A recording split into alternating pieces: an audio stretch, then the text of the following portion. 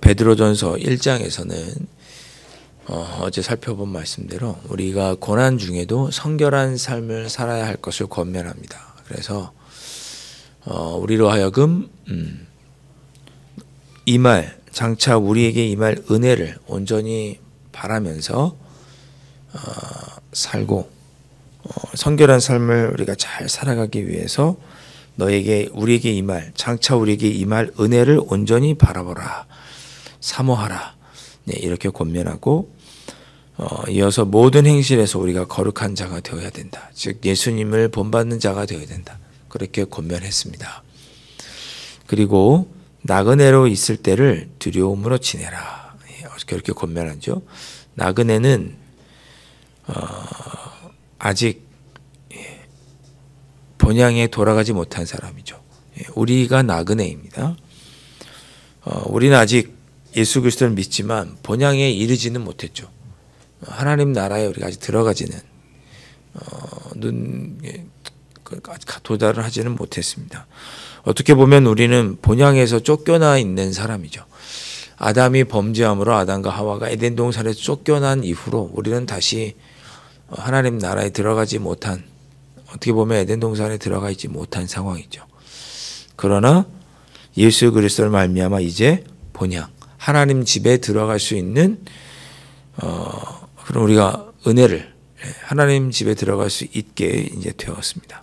우리가 주님이 다시 오시면 우리 모두 본향 하늘나라로 갈 거예요. 얼마나 아름다운 것이지 성경이 묘사하고 있지만 그것보다 더 우리가 상상하는 것보다 더 크고 아름다운 그 하늘나라에 우리가 들어가게 될 것입니다.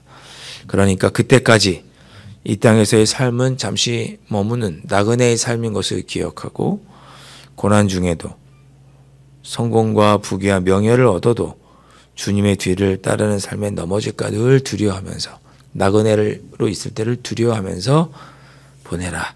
네, 이렇게 어제까지 말씀에서 살펴보았습니다. 자, 오늘은 우리가 그렇게 나그네로 성결한 삶을 살기 위해서 우리가 나그네로 있을 때를 두려움으로 보내라 그랬는데 두려움으로 지내야 할 이유를 설명을 하고 있는데요. 그 이유는 뭐냐? 18절 말씀 보니까 죄 때문입니다. 18절 말씀 보시면 너희가 알거니와 너희 조상이 물려준 헛된 행실에서 대속함을 받은 것은 그랬습니다. 그러니까 너희가 알거니와 너희 조상이 물려준 헛된 행실, 곧 죄죠. 과거 이스라엘 조상들의 죄를 언급하면서 너희 조상이 물려준 헛된 행실, 거기서부터 너희가 대속함을 받았다 그랬습니다. 그러니까 죄로부터 대속함을 받았다 그런 거죠. 이제 베드로 사도가 나그네 된 지금의 터키 지역에 흩어져 있는 성도들에게 권면하기를 너희가 두려움으로 지내하는 이유는 너희 조상들이 너에게 물려준 죄 때문이다. 이렇게 얘기하고 있는 거예요. 너희가 알거니와 너희 조상이 물려준 헛된 행실에서 너희가 구원함을 받았으니 용서함을 받았으니 대속함을 받았으니 이스라엘 조상들이 물려준 헛된 행실이 뭐죠? 바로 아담이 전해준 원죄. 원죄는 말 그대로 죄의 근원이죠. 죄가 들어오게 된 그 시작입니다. 그리고 아담으로부터 죄가 들어와서 그 다음부터는 우리가 어떻게 되나요? 자범죄라고 들어보셨죠? 스스로 죄를 짓는 죄. 그런 헛된 행실에서 우리가 구원함을 받았다 이렇게 얘기합니다. 조나단 에드워즈는 이 원죄와 자범죄를 이렇게 표현했습니다. 원죄는 마음이 부패한 것이다. 그렇게 표현했습니다. 마음이 부패한 것이다. 인간의 성향이 하나님을 섬기고 순종하는 의로운 성향, 선행을 행하고 의를 행하는 그런 마음에서 그런 성향에서 그 성향에서 하나님을 대적하고 높아지려는 성향으로 부패해졌다. 이것을 원죄라고 보았습니다. 우리 가끔 이렇게 과일을 사실 때가 있잖아요. 귤 같은 거 사시면 썩은 게 하나가 있으면 그 옆으로 이렇게 며칠 지나면 또 다른 썩는 게 이렇게 생겨납니다. 아시죠? 그렇게 처음 썩은 것, 부패한 것을 가리켜서 원죄라고 본 거예요. 우리가 처음에 하나님의 말씀대로 잘 행하고 하나님의 뜻대로 선행을 행하려고 하는 마음이었는데 그만 그 마음이 부패해버린 것, 이것이 원죄라는 거예요. 그래서 그 이후로는 우리에게서 나오는 모든 것들이 다 하나님을 대적하고 악한 행실을 하고 내 뜻대로 살려고 하는 자범죄를 짓게 된 거죠. 이것이 바로 18절에서 말씀하신 헛된 행실입니다. 우리가 자범죄를 짓죠. 뭐 교만하기도 하고 뭐 도둑질도 하고 부모를 공경하지 않기도 하고 거역하기도 하고 여러 가지 자범죄를 짓는 이유는 뭐냐? 원죄, 즉 우리의 마음이 부패해 버렸기 때문에. 그러니까 거꾸로 얘기하면 우리가 자범죄를 짓지 않으려면 어떻게 해야 되느냐? 그 근원을 제거해야겠죠. 바로 원죄를 제거해야 되는데 그 원죄를 제거하는 방법은 뭐냐? 우리 인간의 힘으로는 할 수 없고 성령의 역사하심으로 우리가 회심하는 방법밖에 없습니다. 성령의 역사하심으로 예수 그리스도를 나의 구주로 고백하고 회심하는 것, 새로운 마음으로 돌아서는 것, 그 회심, 그것만이 우리가 원죄를 털어내는 방법이고 그 원죄를 털어내야지만 우리가 자범죄도 이겨나갈 수 있는 것이다. 그렇게 예수 그리스도를 구주로 고백하고 부패한 마음에서 돌아서는 것은 18절에 뭐라고 얘기합니까? 은이나 금같이 없어질 것으로 된 것이 아니다. 우리의 마음이 회심하게 된 것, 이 부패한 근원된 마음을 돌이키는 일은 은이나 금같이 없어질 것으로 된 것이 아니다. 즉 내 힘으로 된 것이 아니다. 성령의 역사하심으로 우리가 거듭나는 거죠. 그것으로만 가능합니다. 그래서 회심, 예수 그리스도를 나의 구주로 고백함으로 우리가 돌아서게 되는 일은 나의 힘으로 할 수 없기 때문에 우리가 이것을 가리켜서 은혜라고 표현하죠. 그 회심은 곧 은혜입니다. 그러니까 회심한 우리는 다 은혜를 받은 사람이에요. 나는 은혜가 없는 것 같아, 은혜 안 받은 것 같은 사람은 있을 수가 없어요. 그리스도인 중에. 예수 그리스도를 고백하는, 나의 구주로 고백하는 것은 나의 힘으로 될 수 없기 때문에 그건 은혜, 전적인 주님의 은혜입니다. 성령의 역사하심으로만 가능하죠.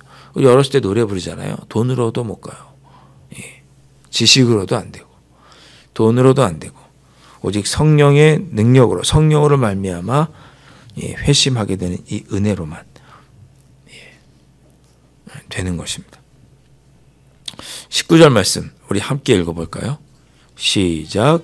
오직 흠없고 점없는 어린 양 같은 그리스도의 보배로운 피로 된 것이니라. 아멘. 오직 예수 그리스도의 보배로운 피로 된 것이다 라고 권면합니다. 그러니까 너희 힘으로 된 것이 아니니까 너희들이 왜 두려움으로 지내하느냐. 뭐 나의 힘으로 된 것이 아니고 다 은혜로 된 것이니 나의 힘으로 은이나 금으로 살려고 하는 시도도 하지 말아라. 내 뜻대로 죄짓고 살려는 모습은 다시 내 힘대로 살고 내 뜻대로 살려고 하는 것은 이 주님의 보배로운 피를 모욕하는 행위예요. 우리가 구원받은 것은 나의 힘으로 된 것이 아니고 그리스도의 보배로운 피로 된 것인데 또 나의 힘으로 살려고 하고 내 뜻대로 살려고 하는 것은 이 거룩한 보배로운 피를 모욕하는 행위나 마찬가지예요. 그렇기 때문에 예수 그리스도의 귀한 보혈을 모욕하지 않기 위해서 성결한 삶을 끝까지 살아가기 위해서 두렵고 떨리는 마음으로 지내라 이렇게 말씀하는 거죠. 다 두렵고 떨리는 마음으로 지내셔야 합니다. 내 뜻대로 하려고 하면 안 돼요. 내 힘으로 하려고 하면 안 돼요. 하나님의 은혜로만 우리가 될 수 있다. 자, 20절 말씀 보십시오. 그 예수 그리스도의 보배로운 피를 흘려주신 그 예수 그리스도가 누구신지 설명하죠. 예수님은 창세 전부터 영원 전부터 계신 분이라는 거죠. 미리 알림바 되신 분. 미리 알림바 되셨다는 얘기는 뭐예요? 예수님께서 구주로서 이 십자가에 달려 돌아가 죽으심으로 구원의 역사를 이룰 것이 이미 다 창세전부터 계획이다. 미리 다 계획이 되어 있었다. 그런 뜻입니다. 그걸 하나님께서 다, 하나님 아버지께서 다 알고 계셨어요. 그리고 장차 종말 때에 심판주로 오실 것도 다 계획이 있으신 거예요. 다 창세전부터 미리 다 계획이 있었던 거예요. 예수님의 처음 오심도, 그리고 다시 재림하시는 것도 다 계획이 있는 거예요. 여러분이 구원받은 것도 다 하나님의 계획이 있으셨던 거예요. 즉 오늘 내가 구원받아서 주님의 자녀로 사는 것도, 고난 중에도 거룩한 주님의 자녀로 살도록 깨우쳐 주시는 것도, 내 힘으로 사는 것이 아니라는 것을 아는 것도, 우리가 나그네로 살고 있다는 것을 아는 것도 다 하나님의 계획 안에 있는 거예요. 다 이것을 우리가 조금 어려운 말로 예정이라고 하죠. 다 하나님 아시는 거예요. 그 예정은 곧 은혜예요. 은혜. 모든 것이 은혜고 은혜고. 한없는 주님의 은혜죠. 모든 것, 나의 구원받음과 죄지음과 죄용서와 오늘을 사는 것, 내가 행하는 모든 행실, 모든 것이 다 하나님의 계획과 섭리 안에 있는 거예요. 창세 전부터, 그리고 주님 오실 때까지의 모든 일들이 다 미리 아신 바 되는 거예요. 우리 주님 미리 아셨다는 얘기는 다 계획이 있다는 거죠. 21절, 너희는 그를 죽은 자 가운데서 살리시고 영광을 주신 하나님을 그리스도로 말미암아 믿는 자니. 예수님께서 우리 하나님이시라는 거잖아요. 너희는 그를 죽은 자 가운데서 살리시고 영광을 주신 하나님, 예수님을 십자가 달려 돌아가 죽으시고 부활하게 하신 그 하나님, 그 하나님을 그리스도로 말미암아 믿는 자니. 예수 그리스도로 인하여 그 하나님을 믿는 자가 우리입니다. 너희 믿음과 소망이 예수 그리스도를 우리에게 허락해 주신, 구원의 은혜를 허락해 주신, 우리를 섭리 가운데 은혜로 인도해 주신 그 하나님 안에 믿음과 소망이 그 하나님 안에 있다.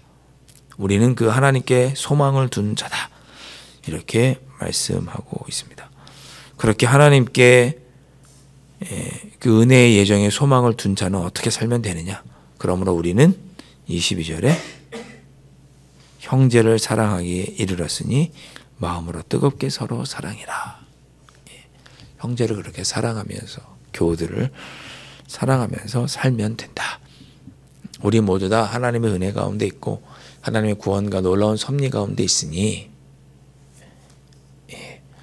그런 하나님께 소망을 두고, 그렇게 예수 그리스도를 말미암아 은혜의 구원을 받게 해주신 그 하나님께 소망을 두고,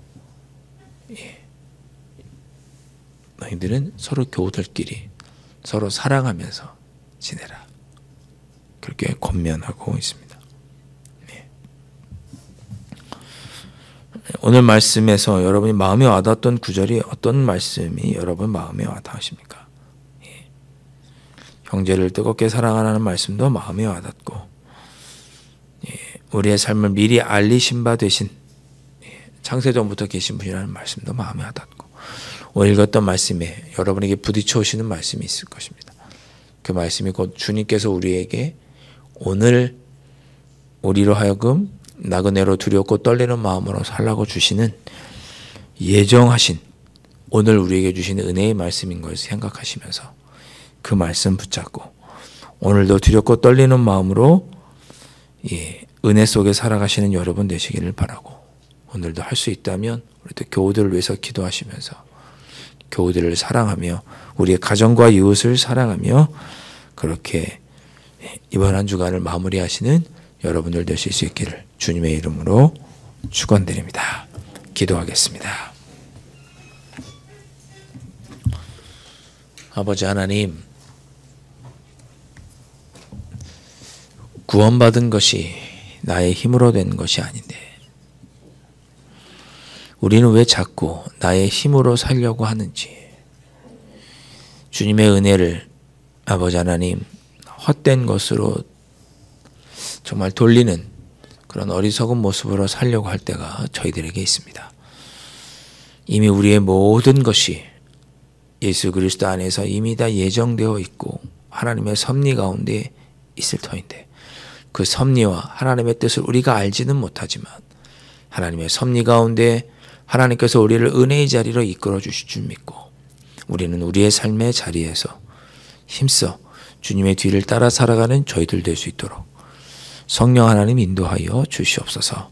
오늘도 하나님만 의지하며 은혜를 의지하며 살아가는 저희들 되게 하시고 또한 우리에게 주신 형제들, 교우들과 가정과 이웃들을 사랑하며 살아가는 저희들 되게 하여 주시옵소서. 귀하신 예수 그리스도의 이름으로 간절히 기도하옵나이다. 아멘. 하늘에 계신 우리 아버지, 아버지의 이름을 거룩하게 하시며 아버지의 나라가 오게 하시며 아버지의 뜻이 하늘에서와 같이 땅에서도 이루어지게 하소서. 오늘 우리에게 일용할 양식을 주시고 우리가 우리에게 잘못한 사람을 용서하여 준 것 같이 우리 죄를 용서하여 주시고 우리를 시험에 빠지지 않게 하시고 악에서 구하소서. 나라와 권능과 영광이 영원히 아버지의 것입니다. 아멘.